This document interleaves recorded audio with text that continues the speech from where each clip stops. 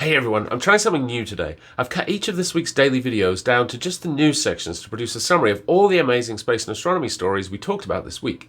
If you don't catch the daily videos, you can catch up on all your space news on a Saturday.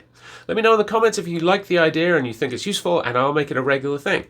Have a great weekend. I'll see you on Monday. The two NASA astronauts that arrived on the ISS June 6th will have to wait a bit longer to get back to Earth. Originally, they were due to leave the ISS on June 13th until NASA pushed that to the 18th, and now another delay will see them leave the ISS no earlier than June 22nd.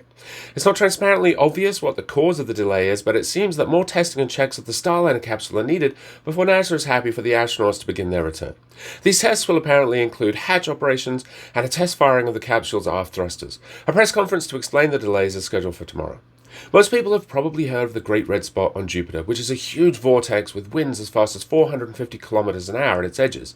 But how old is it, and why is it so long-lived? These are questions researchers from Spain have been studying using historical data back to the 17th century and numerical computer simulations. There's a great article about their findings on phys.org, and a link is in the description. NASA's Lunar Reconnaissance Orbiter was able to snap pictures of China's Chang'e 6 lander on the far side of the moon.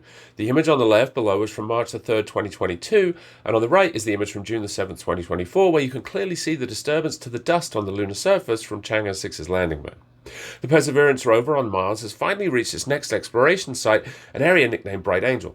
Bright Angel is the lighter grey area in the distance to the right in the image below. Perseverance had a rough time reaching this area after running into a boulder field and struggling to make progress before being rerouted through sand dunes instead. The rover has a system called AutoNav, where operators on Earth give the rover a general route, and the rover can autonomously figure out the best way to achieve that given the conditions on the ground. Perseverance has now started sampling the rocks at Bright Angel. Big news for fans of LEGO and lunar exploration. ESA scientists have used dust from a 4.5 billion-year-old meteorite to create material that can be fed to a 3D printer to produce building blocks very similar to LEGO bricks. The bricks look a bit rough, as you can see in the picture below, but the big question is, do they click together, or clutch as LEGO calls it? The answer is a resounding yes. Why is ESA going to all this trouble to make ugly LEGO? Well, the meteorite dust simulates moon dust, since we have a very limited supply of moon rocks on the Earth. Some version of these bricks could be 3D printed on the moon using locally available materials rather than having to transport everything up from the Earth, and the bricks could be used to build shelters and other structures that a long-term presence on the moon will require.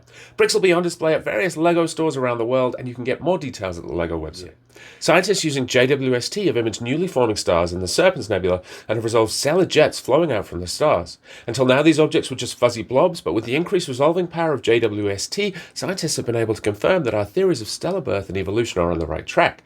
The idea is that a rotating cloud of gas and dust gradually collapses under its own gravity, spinning faster and faster as it goes.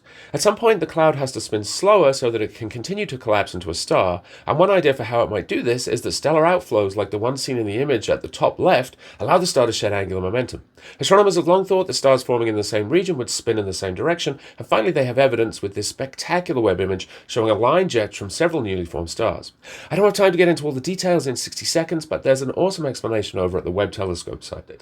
New research using radar data from the Cassini probe suggests there might be surf on Saturn's moon Titan.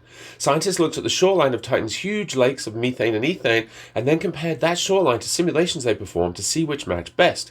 They simulated no erosion, erosion from waves, and erosion from liquids slowly eating up the shoreline.